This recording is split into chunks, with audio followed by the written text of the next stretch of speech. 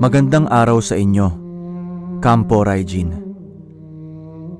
Tawagin na lang niyo ako sa pangalang Divino. Nais ko lang na ibahagi sa inyo itong kwento ng aking abuelo na itago na lang natin sa pangalang Perfecto.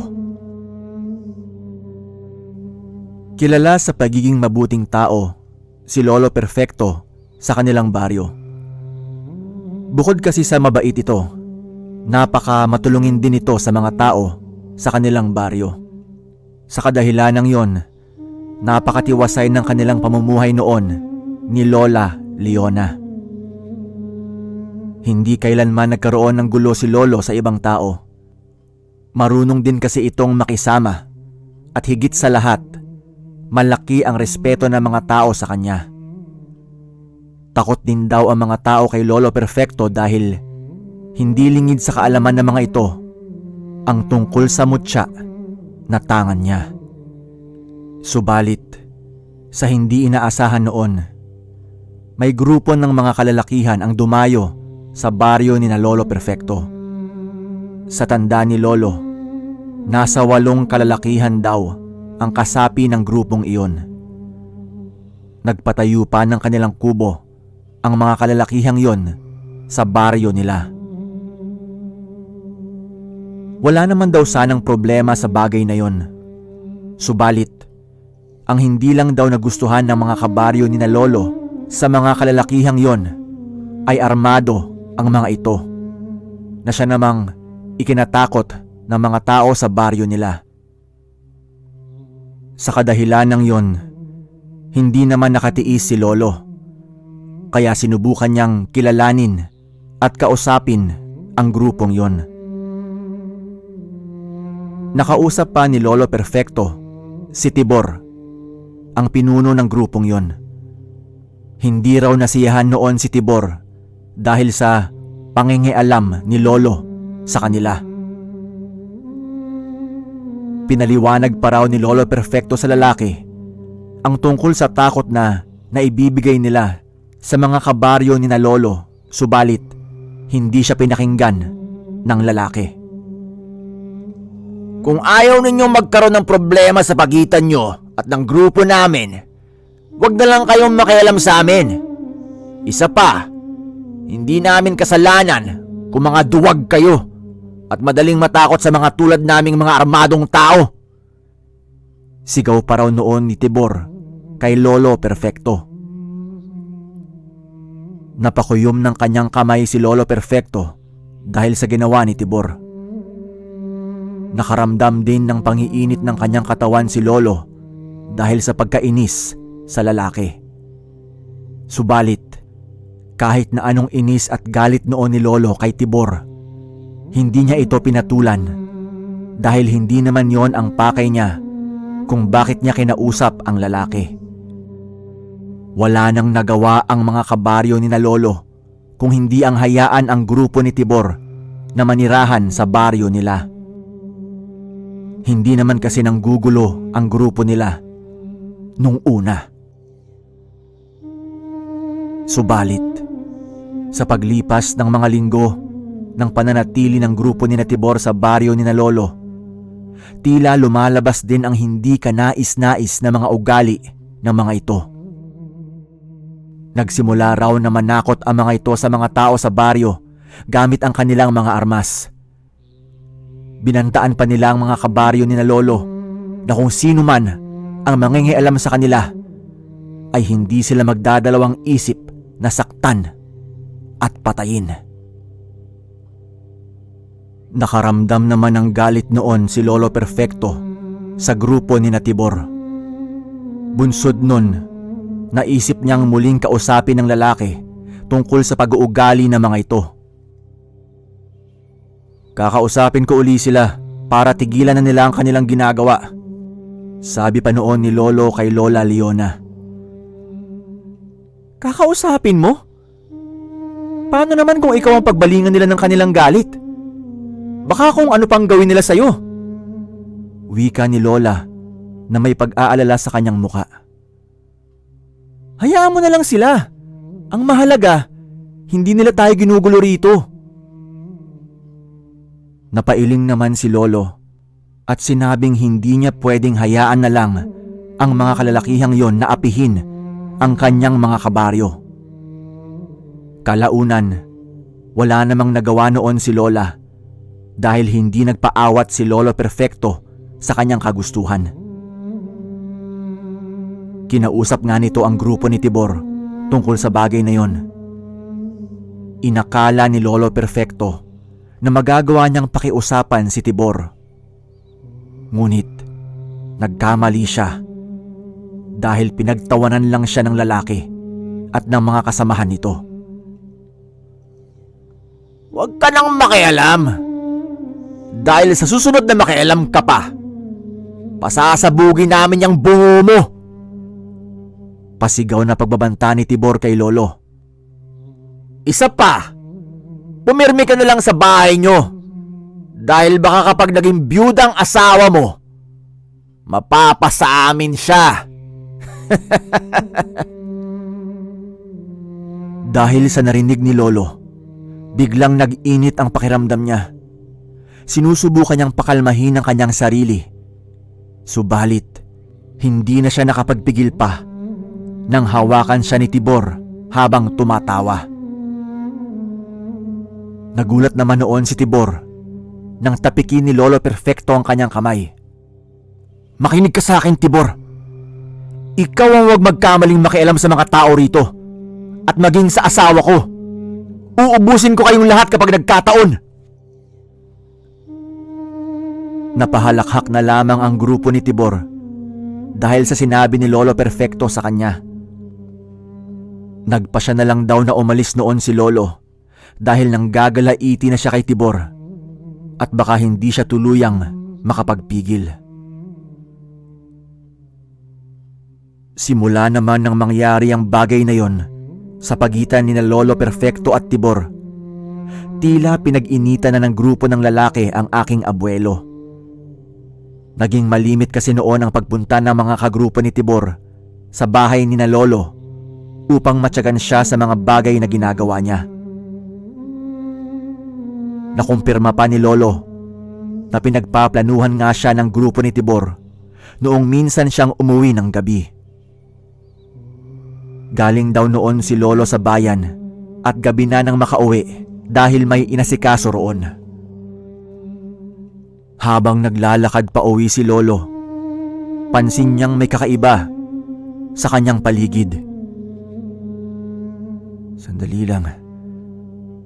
Hindi maganda ang kutob ko ah.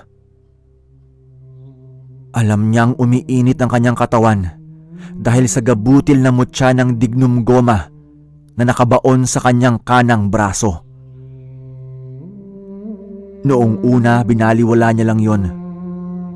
Subalit, habang papalapit siya sa bahay kung saan nakatira ang grupo ni Tibor, paunti-unti niyang nararamdaman ang pag-iinit ng kanyang katawan. Batid ni Lolo na posibleng may panganib sa paligid niya. Kaya, inihanda na lamang niya ang kanyang sarili. Nagpalinga-linga na lang siya noon para makasigurong walang nakaabang sa kanya. Laking pasalamat pa rin niya sa tanga niyang mutya dahil hindi pa rin siya binibigong bigyan ng senyalis nito sa tuwing may nag-aambang panganib sa kanya. Nang makarating nga si Lolo Perfecto sa tapat ng kubo ni na Tibor, lumabas ang grupo ng lalaki tsaka nilapitan siya. Dala-dala ng mga ito ang armas at may mga hawak pang mga patalim.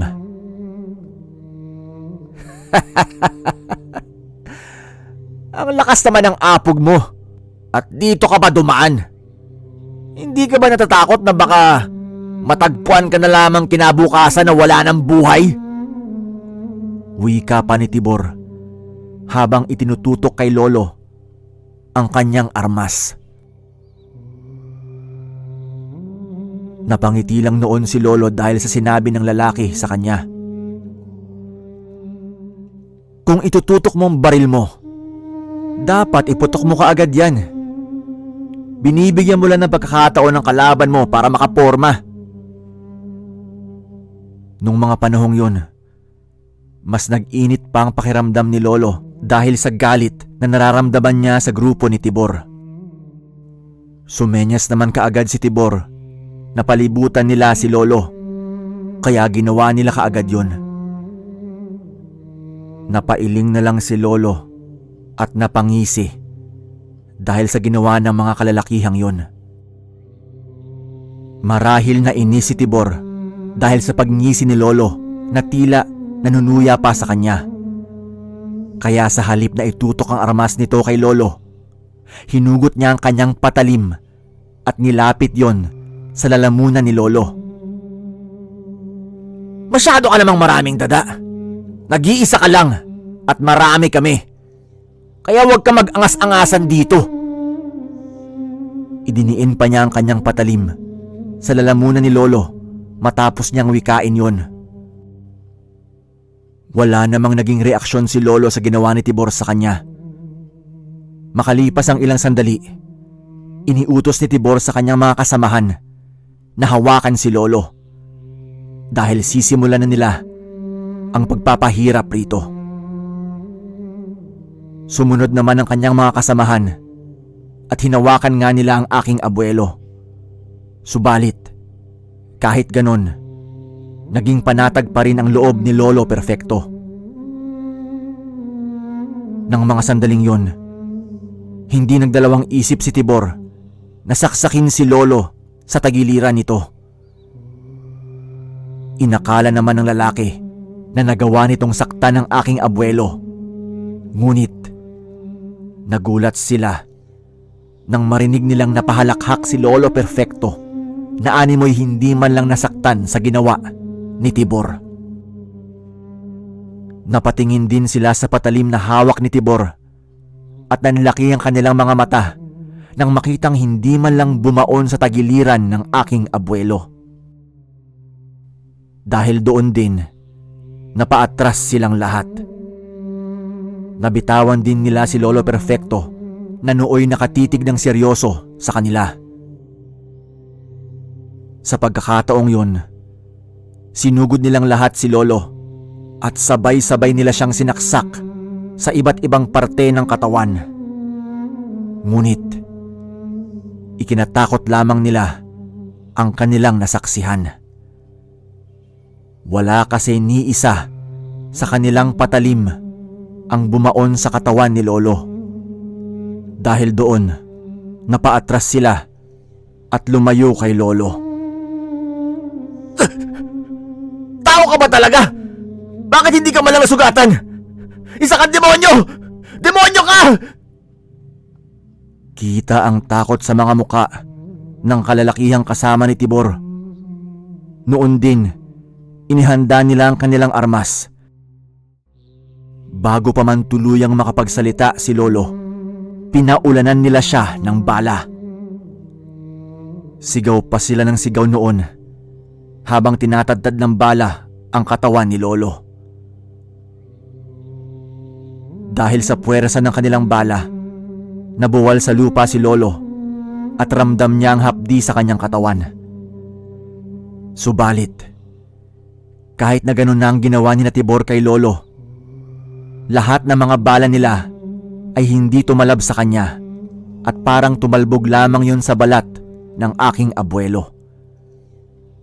Napunit naman ng mga bala ang damit niya, pero namula lamang ang kanyang balat dahil doon. Noon lang nila tuluyang nakumpirma na hindi nga pangkaraniwang tao si Lolo. Tapos na kayo? Pwes ngayon ako naman! Sigaw pa ni Lolo at agad na bumangon.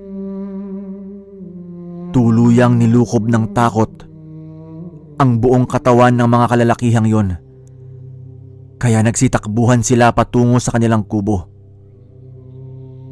Minumura pa nila si Lolo at sinasabihan na isa siyang demonyo dahil hindi siya tinabla ng bala. Subalit, bago pa man sila makarating noon sa tapat ng kubo nila, naunahan na sila ni Lolo dahil sa kakaibang bilis nito. Wala silang kamuwang-muwang sa kung anumang tangan ni Lolo, kaya halos magsiksika na sila dahil sa takot. Dahil sa mga nasaksihan nila ng mga sandaling yun, muli nilang niratrat ng bala si Lolo. Ngunit, hindi nila ito nasugatan kahit isa. Napangisi si Lolo sa kanila at mabilis nitong nilapitan ng paisa-isa ang grupo ni Tibor. Sa bawat paglapit ni Lolo sa kanila, buong lakas silang pinagsusuntok ng aking abuelo na siyang naging dahilan para mabuwal sila sa lupa at halos mawala na ng malay. Agad namang kinuha ni Lolo ang isang mahabang baril at itinutok yon sa kanila. Kung kayo kaya ang paulanan ko ng bala, piliin yung kinakalaban nyo. Malas nyo dahil binigyan nyo ako ng dahilan para paslangin kayong lahat. Wala nang manggugulo rito at tuluyan ng magiging tahimik uli ang baryo namin. Sigaw ni Lolo sa kanila. Agad namang nagmakaawa kay Lolo ang mga kalalakihang may malay pa noon. Ang ilan sa kanila ay napaihina dahil sa pagkasindak at lahat sila'y nanginginig. Maging si Tibor noon, nakiusap din kay Lolo.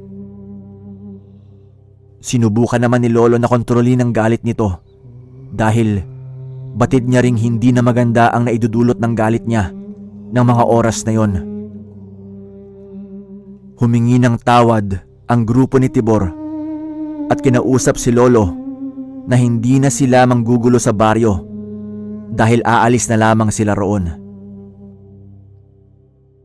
Maigi kung ganun.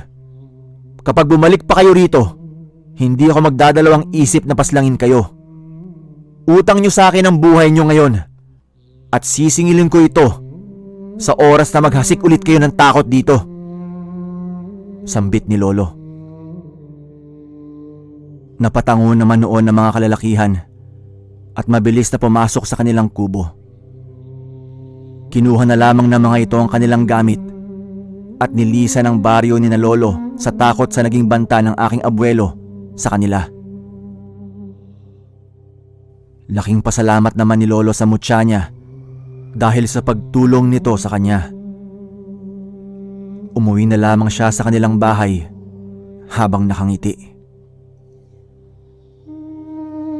Kinaumagahan nga noon, naging maugong ang balitang umalis na ang grupo ni Tibor sa baryo. Hindi man nagsasalita si Lolo tungkol sa bagay na yon. Batid niyang alam din ng kanyang mga kabaryo kung sino at ano ang dahilan kung bakit umalis ang mga kalalakihang yon. Simula nga nun, bumalik na sa dating mapayapang baryo ni na Lolo. Hanggang sa mga panahong ito, kahit wala na si Lolo, buhay na buhay pa rin ang kwentong yon tungkol sa kanya. Yun nga lang, walang nakakaalam kung nasaan na ang mutya ng dignum goma ni Lolo.